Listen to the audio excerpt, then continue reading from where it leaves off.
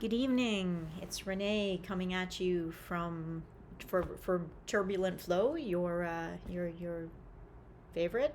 Yeah, sure, my favorite. My favorite professional engineer and recreational circus artist.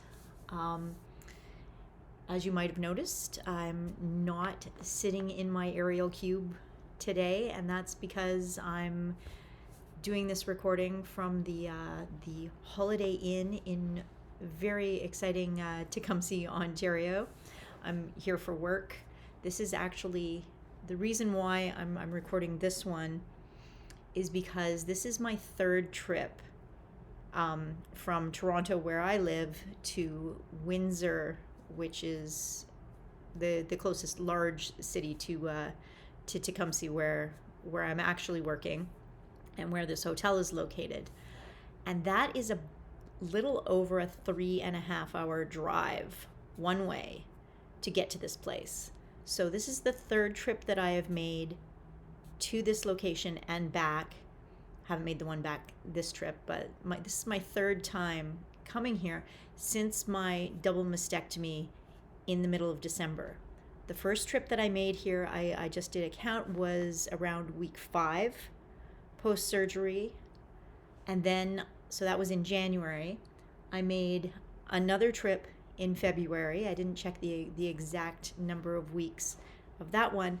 And then I've now made this third trip at tomorrow will officially be week 15 post mastectomy, which I think is a really interesting record of my ability to actually sort of drive and operate a car for long distance drives, which was really quite interesting because for the very first trip at week 5, initially I had set things up so that I had the option of potentially having somebody else drive me. I ended up driving myself, but I did worry going into it that I wouldn't have been able to drive myself.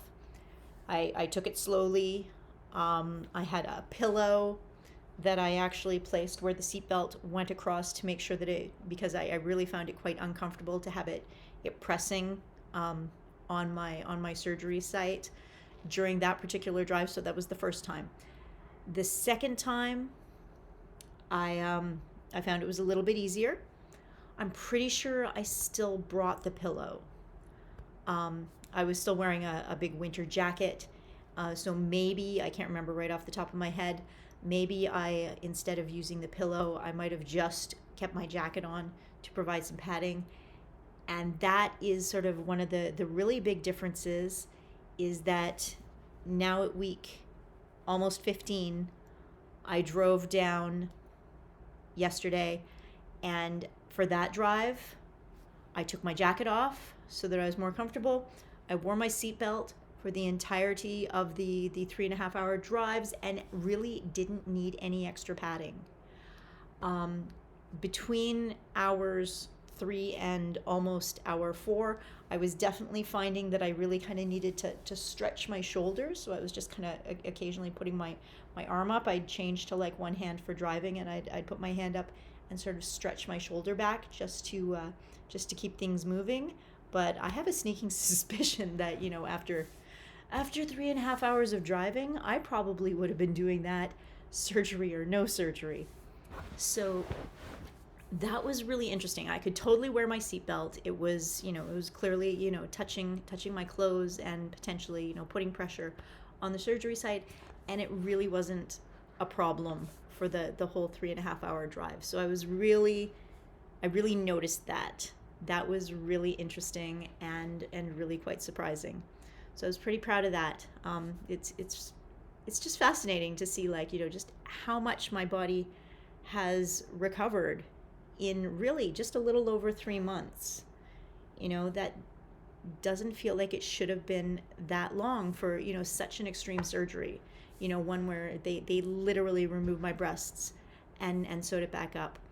So that part's really nice. I will freely admit, like my chest is still numb.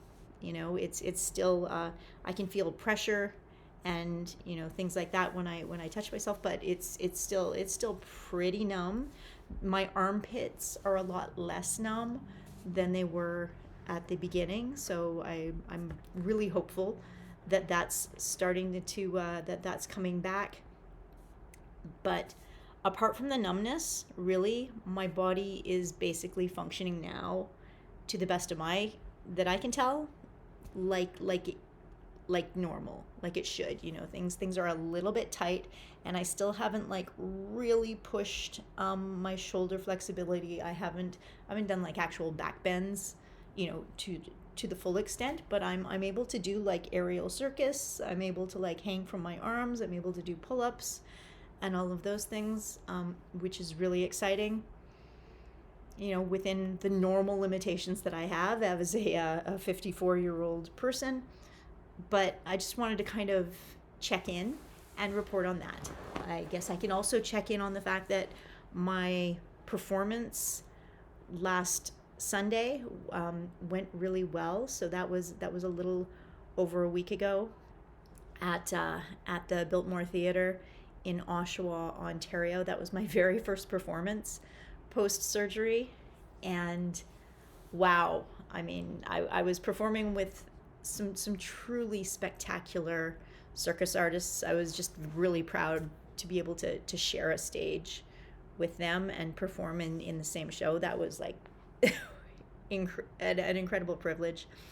And it was one of the first circus performances that I've ever done that was actually in a proper theater.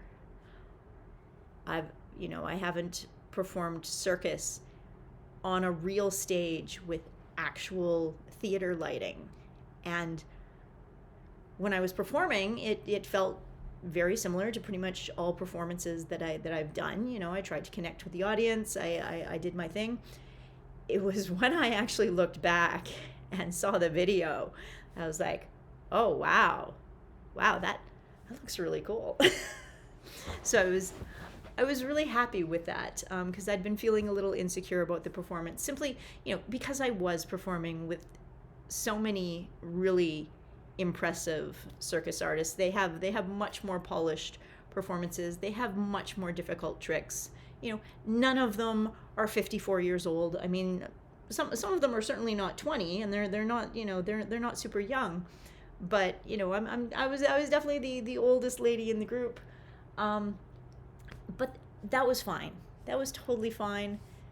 These are people that are part of a community, and it is the thing that I've found over the years that I've been training circus, is how very, very welcoming that community really is, especially at the non-competitive, trying to actually get trying to compete for the true paying gigs, because those are few and far between. So those people are working their tails off, and it's a very, very difficult way to make a living.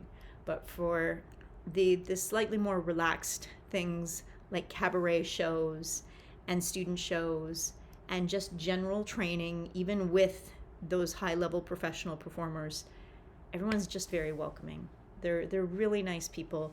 They're really supportive, and that's one thing I'm certainly going to say. If you are a person who has thought about taking a circus class or doing aerial or even anything else like that's a little bit unusual or weird, and you're worried that you're not good enough, and you think that you need to go get good before you actually show up and try and share space with these people, please know that so many of those people are just thrilled to have other people that share that same interest and share that same passion. They all know that what they're doing is really freaking hard. Nobody expects someone who is new and interested in learning to be amazing and impressive on the first day. To be honest, that they genuinely don't care. They really care much more about, are you interested? Are you trying? Do you have a good attitude? Because if you're a beginner, that doesn't affect their ability to perform at the level that they're performing at and to train at the level that they're training at. You're not going to be holding them back. And so it allows space for everyone to just be encouraging and welcoming. And the other thing I think that people forget about circus is that it is non-competitive. It's an art form. Nobody's keeping score.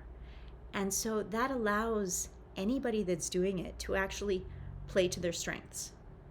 If you've got a different body, then play to the strengths of that body. Not everybody is super flexible. I know professional performers who can't do the splits.